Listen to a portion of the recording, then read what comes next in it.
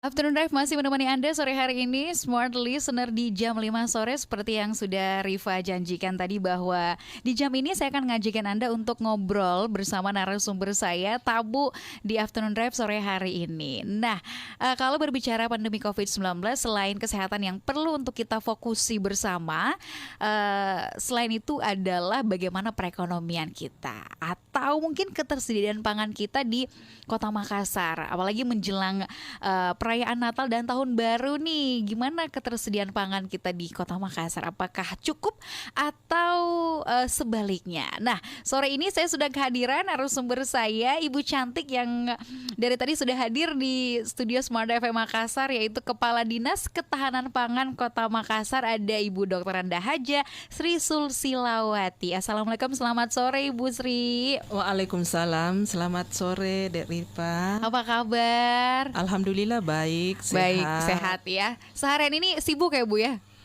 Ya. Udah kemana-mana. Tapi tetap semangat Bu ya? Tetap semangat. Dari pagi tadi sudah rapat dengan Dewan Ketahanan Pangan Kota Makassar. Itu tidak jauh-jauh juga membahas masalah ketersediaan menjelang hari besar keagamaan ini kan. Ada Natal, Tahun Baru. Ya, kita harus siap-siap, ketahanan pangan harus kuat, mantap gitu ya. Makanya sore ini Ibu Sri hadir langsung nih di studio Smart FM. Terima kasih sebelumnya Bu sudah hadir untuk menyapa langsung Smart Listener sore hari ini, karena sepertinya memang cocok nih dan juga sesuai dengan pembahasan rapat Ibu tadi. Kita membahasnya soal ketersediaan pangan. Mungkin banyak masyarakat Makassar yang belum tahu atau khawatir nih, ketersediaan pangan kita cukup nggak ya untuk nanti sampai di akhir tahun atau mungkin di awal tahun gitu ya. Apalagi sekarang musim hujan nih gitu kan. Biasanya kalau musim hujan tuh Bu, keinginan makan lebih tinggi, kayaknya pengen makan terus. Jadi harus sedia bahan makanan atau pangan di rumah banyak-banyak gitu ya. Oke, tapi di tengah pandemi COVID-19 ini saya pengen tahu dulu nih Bu, membuka obrolan kita, gimana sih kondisi pangan di Kota Makassar khususnya, apalagi di tengah pandemi COVID-19 selama kurang lebih 9 bulan terakhir Bu? Ya, selamat sore Smart Listener.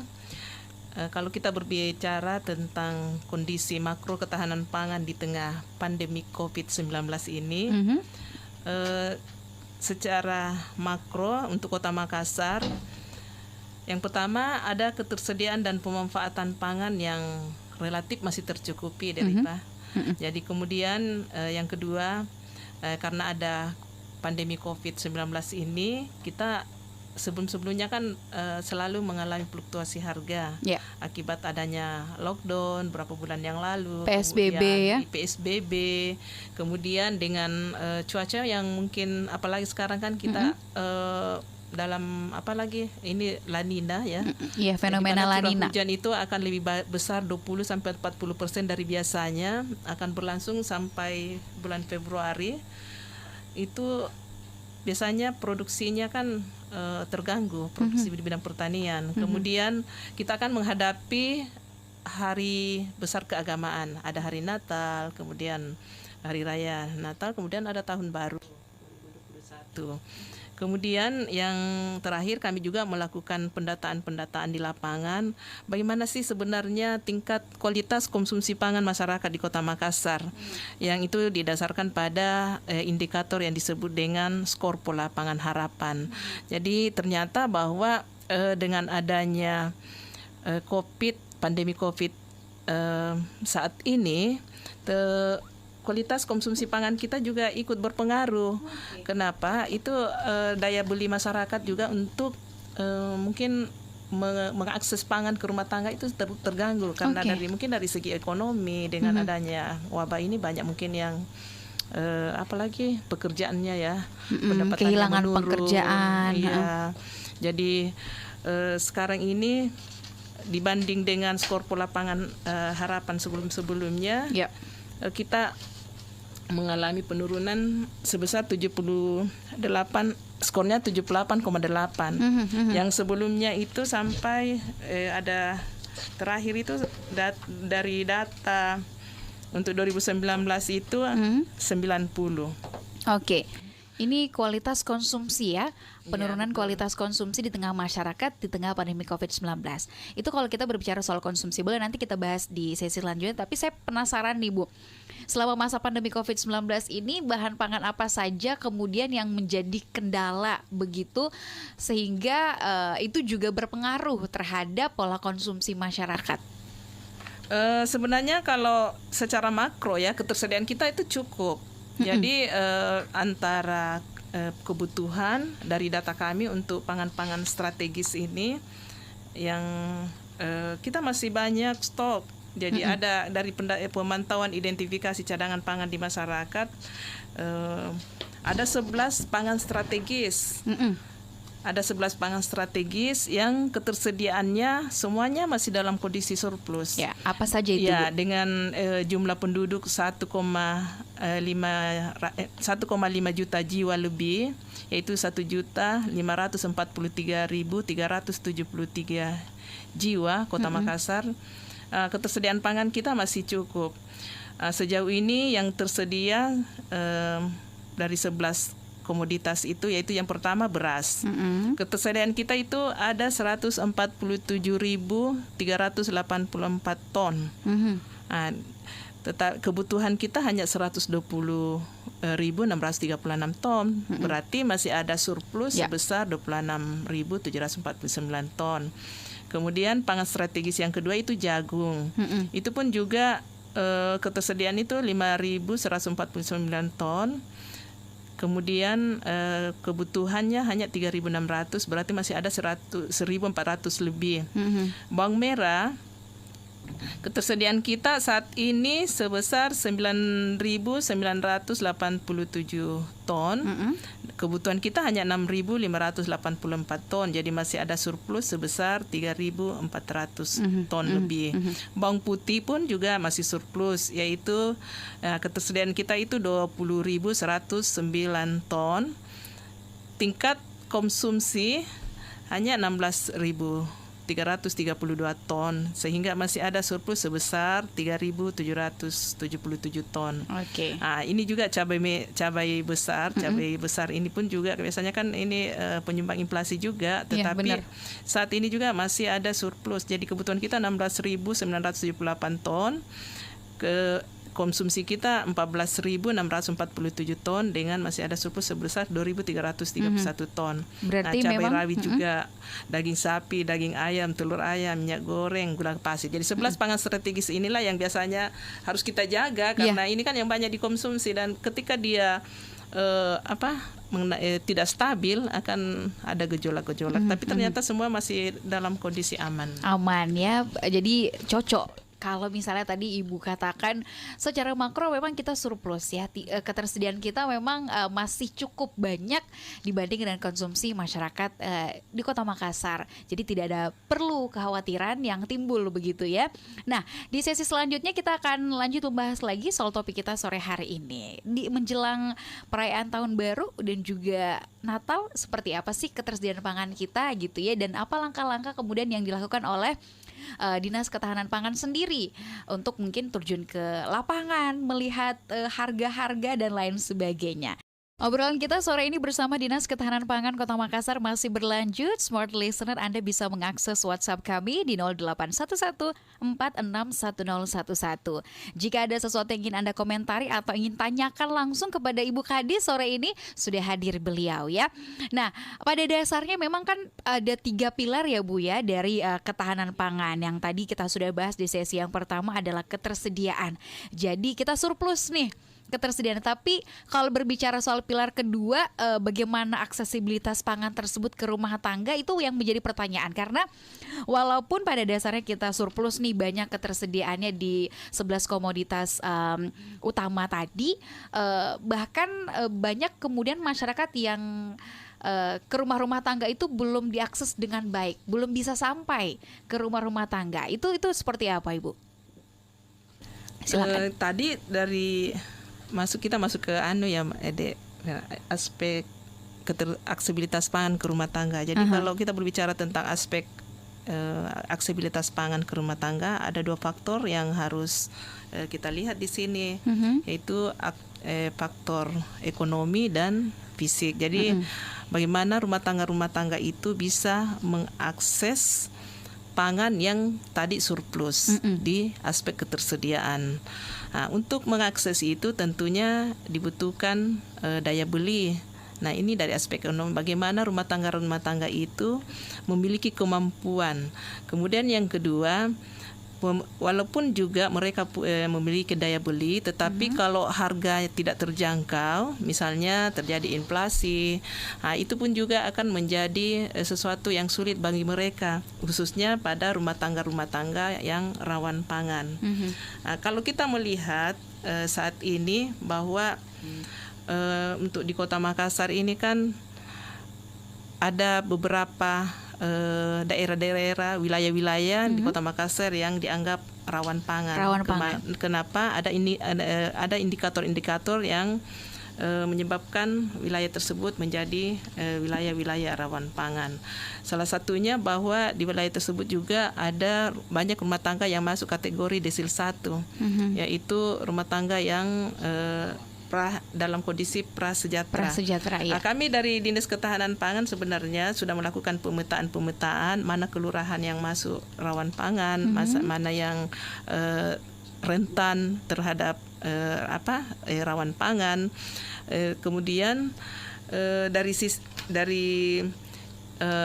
itu juga kita akan melihat juga apakah keluarga tersebut memiliki kualitas keragaman dalam konsumsi pangan. Kenapa? Sebenarnya tujuan utama dari pembangunan di bidang ketahanan pangan bagaimana mewujudkan generasi yang aktif, sehat, cerdas, dan produktif. Nah, untuk mewujudkan generasi yang demikian, yang tentunya akan menjadi modal dasar dalam aset pembangunan ke depan, bagaimana bangsa ini bisa memiliki daya saing, bahwa kualitas konsumsi keragaman pangan dari rumah tangga itu yang harus kita perhatikan. Kami selalu menghitung itu, dia diturun ke lapangan, kemudian mengambil sampel, bagaimana sih sebenarnya ragam kualitas konsumsi pangan di Kota Makassar ini. Ternyata dengan adanya pandemik ini, skor kita itu kan yang paling sempurna itu 100 target nasional, di mana di dalam keragaman itu harus mengkonsumsi 9 komponen pangan, yaitu yang pertama padi-padian. Padi-padian skor yang harus dicapai itu 25% dari konsumsi kita. Kemudian umbi-umbian 25%, pangan hewani 24%, minyak dan lemak 5%, kemudian buah biji berminyak, kacang-kacangan, gula, sayur dan buah dan lain. Kemudian ini kalau jumlah totalnya 100, tetapi pencapaian kita untuk tahun 2018 itu skornya 88 dari target 100. Kemudian dengan berbagai macam program dan kegiatan untuk pemenuhannya itu 2019 naik menjadi 90. Dan di tahun 2020 ini kita hanya bisa mencapai 78,8%. Artinya menurun apa? Berarti Bu ya? Ya, terjadi penurunan kualitas dari target nasional. Ternyata setelah kita teliti, penurunan menjadi perhatian adalah dari aspek pangan hewani dan sayur dan buah. Nah, kami di Dinas Ketahanan Pangan selama ini kan secara masif melakukan sosialisasi, bagaimana memberikan pendampingan kepada masyarakat, bagaimana mengakses pangan itu bukan hanya pada apalagi dia harus mendapatkan pangan itu ke pasar, tetapi bagaimana mendekatkan pangan dan gizi ke rumah tangga melalui pemanfaatan lahan pekarangan. Dan ternyata salah satu juga yang menurut kami faktor penyebabnya karena sebelum-sebelumnya kita sangat masif melakukan kegiatan itu, pemilihan kelompok-kelompok masyarakat penerima manfaat. Misalnya di tahun 2019 saja ada 200 kelompok penerima manfaat yang kita bina. Namun karena kondisi COVID ini ya tinggal menjadi 43. Nah, itu kemudian di sisi lain pandemi COVID juga ini berdampak signifikan pada kemampuan daya beli masyarakat terhadap kebutuhan pangan, terutamanya pangan hewani dan sayur dan buah yang menurun. Jadi harus kita banyak sosialisasi, bagaimana membuka pola pikir mereka bahwa masyarakat kita bahwa makan itu harus beragam. Jadi makan itu harus beragam dengan komponen-komponen pangan yang saya sebutkan tadi yang harus seimbang. Nah, dengan keseimbangan itulah diharapkan gizi masyarakat itu terpenuhi dengan baik. Kemudian generasi kita yang dengan kualitas pangan yang dikonsumsi yang baik, memenuhi kaidah-kaidah yang bermutu, itu akan membuat generasi kita sehat, cerdas, dan produktif. Nah, dari pemaparan Ibu tadi, saya menangkap bahwa penurunan yang sangat drastis gitu ya, baik dari segi konsumsi, kemudian aksesibilitas pangan ini ke rumah tangga penurunannya drastis gitu ya. Salah satu yang Ibu sampaikan juga tadi mungkin karena daya belinya kurang atau harga juga dan lain sebagainya. Tapi sejauh ini apa yang kemudian dilakukan oleh DKP Ibu untuk kemudian bisa mengembalikan angka ini tadi ke angka sempurna 100% gitu, yang sudah dilakukan selama tahun 2020 ini mungkin? Ini data terakhir untuk 2020. Jadi kita nanti mungkin 2021, karena dari hasil rapat Dewan Ketahanan Pangan juga tadi BI menyampaikan bahwa kondisi diharapkan nanti tahun 2021 ini kondisi perekonomian kita sudah bagus. Nah, kalau kondisi perekonomian sudah bagus, otomatis kan pertumbuhan ekonomi, kesempatan kerja, kemudian akan memberikan dampak-dampak signifikan terhadap pendapatan keluarga. Sehingga namun demikian kita juga barengi dengan sosialisasi. Kenapa? Biasanya kan masyarakat kita itu dalam mengkonsumsi pangannya biasanya yang penting kenyang, makan. Padahal bahkan dari tingkat lebih banyak karbohidratnya, contohnya nasi. Jadi biasanya kalau sudah makan nasi sudah nanti merasa kenyang kalau makan nasi. Padahal justru itu kita harus mengurangi konsumsi beras. Kita kalau dibanding negara-negara lain itu kan keragaman kita itu masih konsumsi beras kita masih mendominasi 94 kg per kapita per tahun. Padahal kalau misalnya seperti Jepang mungkin 50, Malaysia pun juga tingkatannya 60 kalau tidak salah, masih di bawah dari Indonesia. Kenapa? Karena itu tadi perlu memberikan edukasi secara masif ke masyarakat bahwa ada 9 komponen pangan yang harus beragam sesuai proporsional yang kita harus konsumsi.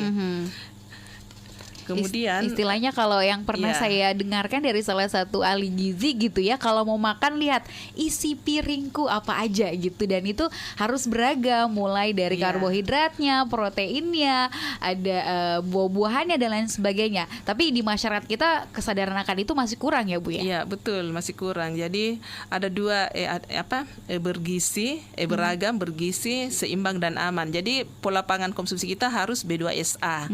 Jadi harus beragam, bergizi, seimbang, dan aman. Nah, kemudian Ibu kan bersama dengan tim juga sudah sering turun ke lapangan begitu ya. Apa yang didapati dalam langkah untuk memantau secara langsung baik ketersediaan maupun juga memantau aksesibilitas pangan ini ke rumah-rumah tangga? Ya, kalau di Dinas Ketahanan Pangan yang sudah kita lakukan, kita khususnya di pandemi COVID-19 ini, kita harus berupaya terus menjaga ketahanan pangan. Nah, untuk menjaga ketahanan pangan itu ada beberapa hal yang kita lakukan. Yang pertama, stabilisasi dan kecukupan cadangan pangan pemerintah. Jadi menjamin kecukupan bahan pangan yang beredar di masyarakat melalui pemantauan distributor, pedagang, importir di 14 pasar tradisional dan 6 pasar modern secara mingguan. Jadi secara mingguan tim-tim dari Dinas Ketahanan Pangan itu turun. Jadi kita harus melihat trennya. Misalnya satu komponen dari komoditas yang mungkin sudah mulai harganya menaik, satu komponen sudah mungkin stoknya sudah mulai berkurang. Jadi itu semua menjadi bahan-bahan kita untuk dirapatkan. Kemudian yang kedua, memperkuat cadangan pangan pemerintah setiap tahunnya bekerja sama dengan Bulog. Nah, di samping cadangan pemerintah, kami juga melihat ketersediaan itu melalui cadangan-cadangan pangan yang ada di masyarakat melalui pemanfaatan lahan pekarangannya. Kemudian yang kedua, up to date informasi harga pasar. Jadi jaminan informasi harga pangan secara bulanan pada 14 pasar tradisional dan 6 pasar modern secara bulanan. Namun saat ini karena kita juga bagian dari Satgas Ketahanan Pangan yang harus mengirimkan apalagi informasi-informasi secara up to date setiap hari, bukan lagi bulanan tapi setiap hari kita melaporkan ke Satgas Ketahanan Pangan melalui provinsi maupun di tingkat pemerintah pusat. Kemudian kita juga melakukan sidak informasi harga, terutama seperti saat ini Hari Besar Keagamaan dengan melibatkan tim-tim terpadu, bahkan biasanya kalau jejaringnya dia dengan TNI dengan Polri. Kemudian yang ketiga, pemenuhan pangan produksi sendiri. Nah, kalau kita berbicara pemenuhan pangan produksi sendiri, ini dari pilar ketersediaan ini kita lemah. Kenapa? Dari luas wilayah Kota Makassar itu yang 177,75 km persegi, area lahan pertanian kita untuk produksi pertanian itu memenuhi konsumsi kebutuhan pangan kita itu tinggal 1.500 hektar lebih. Artinya apa? Tidak cukup lagi 10%. Nah, ini yang kita lakukan dengan menutup gap itu dengan pemanfaatan pasif yang tidak termanfaatkan, pekarangan, lahan-lahan tidur, yang buangan sampah, dan yang membentuk kelompok kelembagaan tersebar di 15 kecamatan. Kemudian memfasilitasi dan meningkatkan kemandirian kelompok tanpa harus tergantung dengan bantuan pemerintah dalam produksi pangan rumah tangga.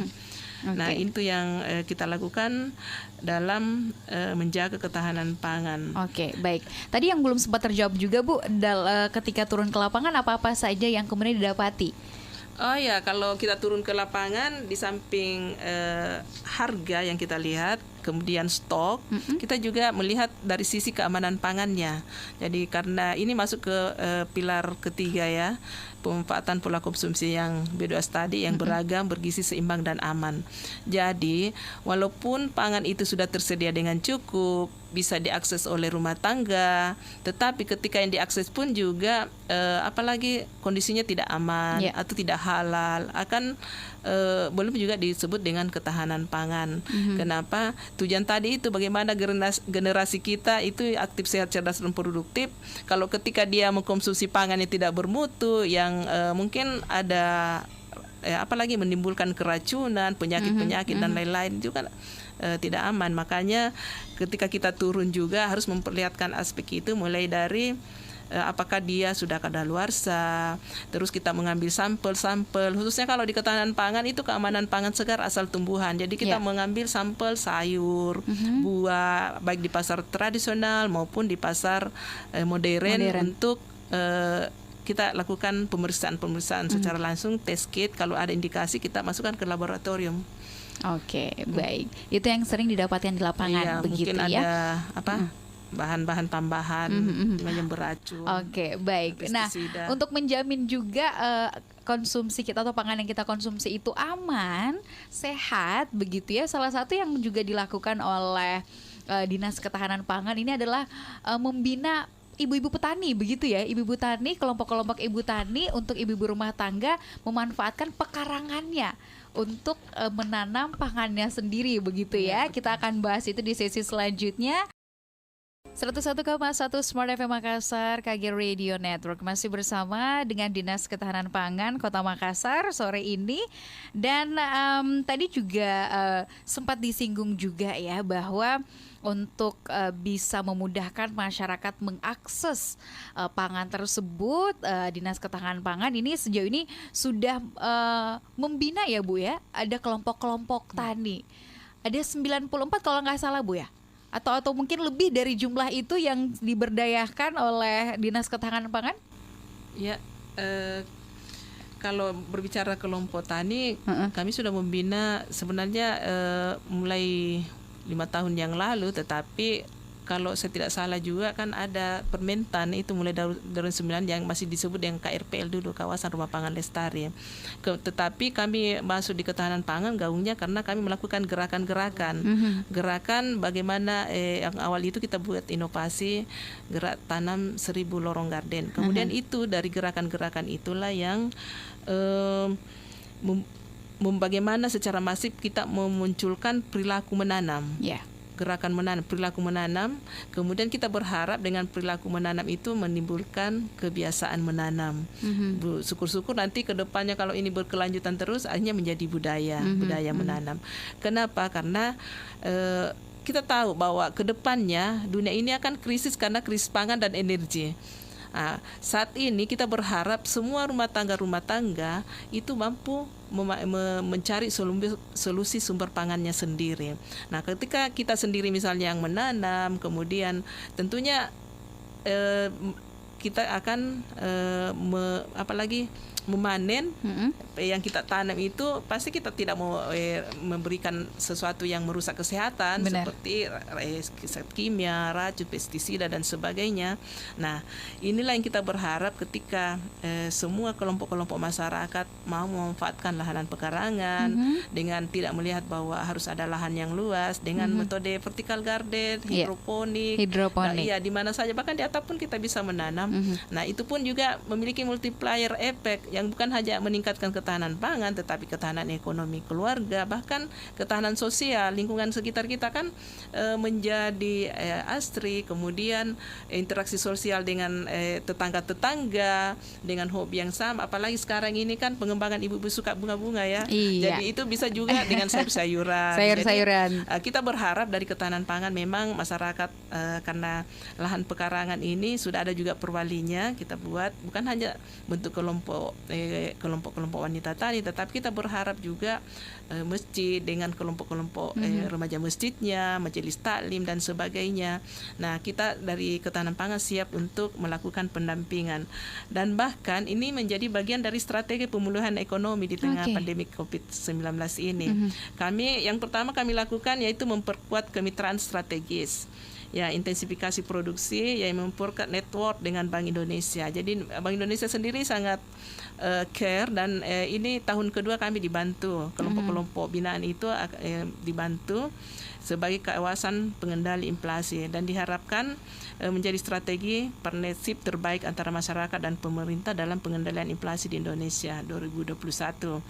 Kemudian yang kedua, dari social respon itu bahkan sekarang ini juga Badan Narkotika Nasional menjadikan kelompok-kelompok binaan kami menjadi target-target binaan, membangun jejaring sosial melalui pemberdayaan kelompok itu pada daerah-daerah rawan narkoba.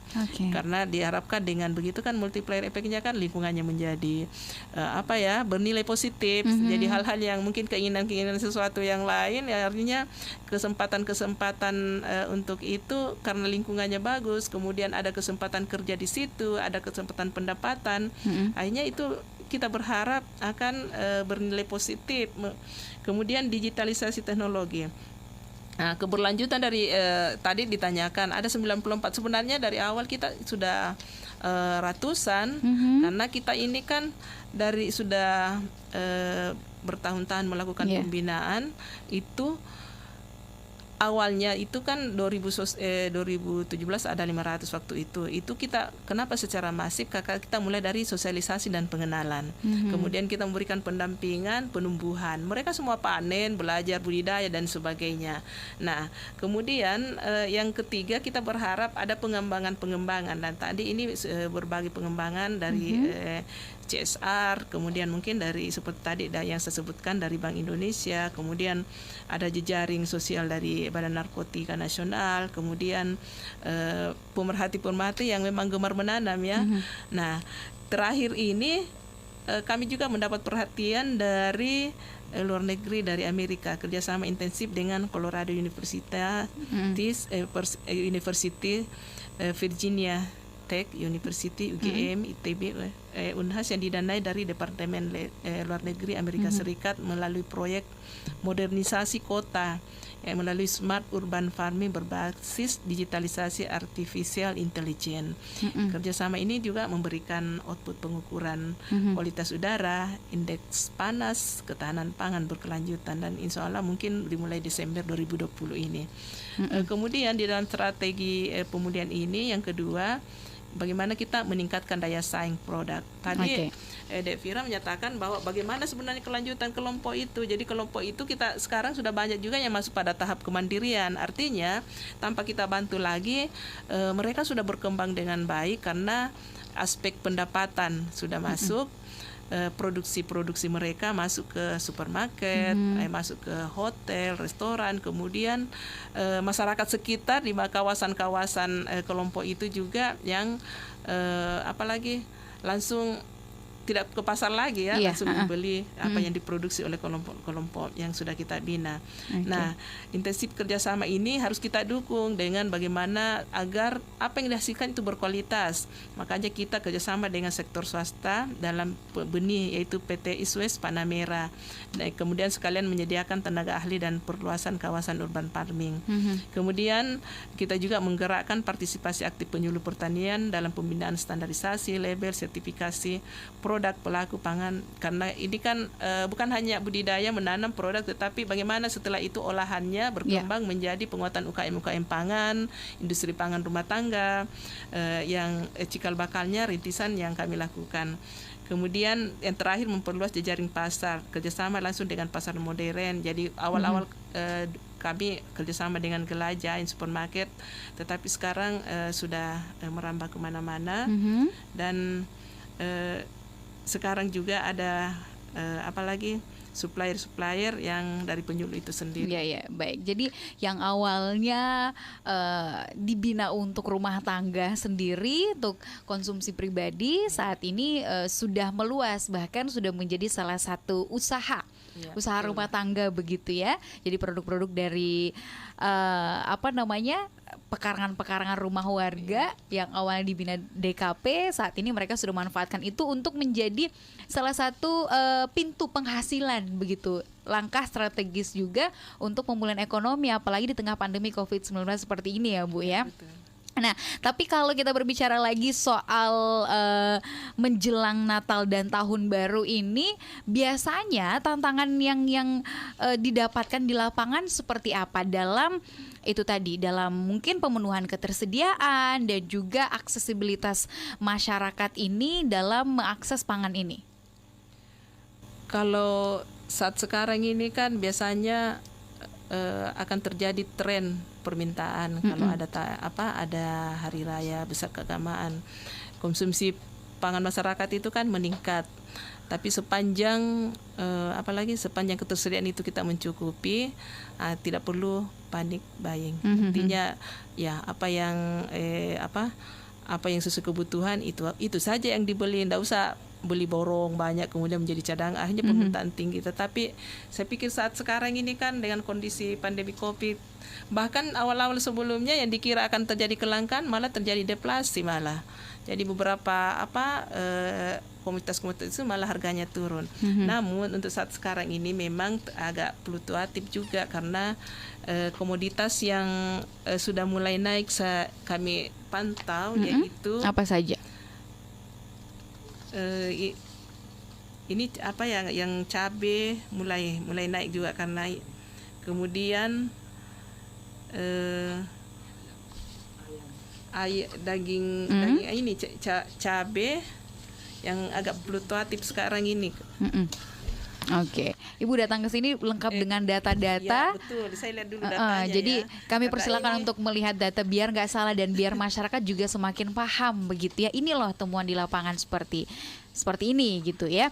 Oke, nah kami masih mengajak Anda smart listener untuk dapat bergabung bersama kami. Line WhatsApp masih terbuka di 0811461011. Kita akan mengulas lebih lanjut lagi. Mau ditambahkan jawabannya? Ya, silakan. Kalau kita lihat dari hasil pemantauan yang terakhir ini di bulan Desember, harga yang cenderung naik itu bawang, kemudian cabai, kemudian ini ada bawang, seperti bawang ini kan ada beberapa macam ya. Ada bawang merah dari Bima yang harganya sekarang 31.711 per kilogram. Kemudian bawang merah dari Enrekan 29.000, cabai besar 30.000 dan cabai kecil, cabai rawit, cabai keriting 28.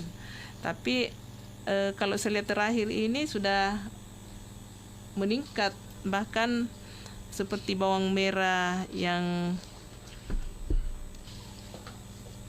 cabai rawit tingkat ecerannya 26, sudah sampai dengan 29. Kalau kita lihat tadi ini kan cabai rawitnya, oh ya ini data terakhir ya, 29.000. Oke. Harga ayam potong sekarang sudah 30.000 per kilogram. Telur ayam 43.000, kemudian bawang merah dari Bima ini sudah naik 30.000 sampai 35.000.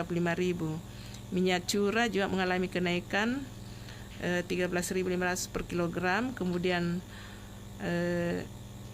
bawang putih juga, tapi kalau bawang putih ini masih normal. Oke. Ya. Jadi cenderung mengalami kenaikan begitu Bu ya. Sebagian besar dari pantauan di lapangan dari data yang didapatkan. Nah, nanti juga kita akan membahas bagaimana seharusnya masyarakat kita ini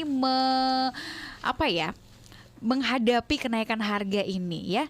Kita sampai di sesi yang terakhir Afternoon Drive sore hari ini dengan obrolan bersama dengan Dinas Ketahanan Pangan Kota Makassar, Smart Listener. Nah, Ibu Sri, apa nih yang pengen disampaikan kepada masyarakat ya menjelang perayaan Natal dan Tahun Baru ini kan biasanya ada banyak kenaikan harga gitu ya, seperti yang tadi udah Ibu sampaikan, ada beberapa komoditas yang kemudian harganya naik. Nah, bagaimana seharusnya masyarakat menanggapi hal itu? Apakah harus ada perubahan pola belanja atau gimana?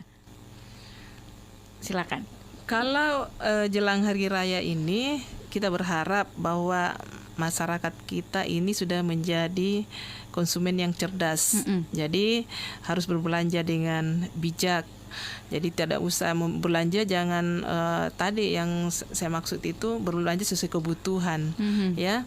Kemudian yang kedua maksudnya tidak usah takut bahwa akan terjadi kelangkaan karena kita surplus. Kemudian yang kedua, menjadi konsumen yang cerdas itu dalam berbelanja harus perhatikan dari aspek keamanannya. Misalnya melihat apa yang tanggal kadaluarsa, kemasannya. Sekarang ini kan banyak juga komoditas yang beredar di pasaran-pasaran itu kan kita tidak tahu sumbernya dari mana, produksinya di mana, izin edarnya, termasuk izin PIRT-nya. Kemudian kalau kita berbicara dengan melihat dari aspek keamanan pangan untuk pangan segar asal tumbuhan baik buah maupun sayur, itu juga kita harus cerdas melihat bahwa yang kita beli ini masih dalam kondisi segar. Itu bisa dilihat dari apalagi dari tampilannya, kemudian dari rasa, dari bau mungkin. Jadi kelihatan dari segi fisik ya memang sayur dan buah yang kita beli itu masih segar. Kemudian kami berharap juga masyarakat dalam rangka memenuhi kebutuhan pangannya, memperhatikan pola konsumsi B2SA. Jadi apa nih konsumsi itu harus memenuhi kaidah-kaidah yang beragam, bergizi, seimbang dan aman. Jadi untuk pola konsumsinya harus beragam, bergizi, seimbang dan juga aman, gitu betul. Ya. Cara mudah untuk bisa memenuhi pola konsumsi tersebut, Ibu? Kalau kita yang kan ada dua tadi beragam, berdua saya beragam, bergizi, seimbang dan aman. Nah, kalau yang beragam itu kita harus melihat apakah komponen-komponen dipersyaratkan itu sudah memenuhi konsumsi kita ya. Seperti di dalamnya sudah ada padi-padiannya, umbi-umbian, kemudian pangan hewaninya sudah ada, kemudian ada juga minyak dan lemak, buah dan biji berminyak, kemudian kacang-kacangan, gula, sayur dan buah, dan lain-lain termasuk bumbu dan rempah. Tetapi komposisinya harus betul-betul seimbang. Makanya itu beragam, sudah beragam, tetapi komposisinya yang seimbang sesuai dengan dipersyaratkan. Beragam, bergizi, nutrisinya itu masih belum rusak.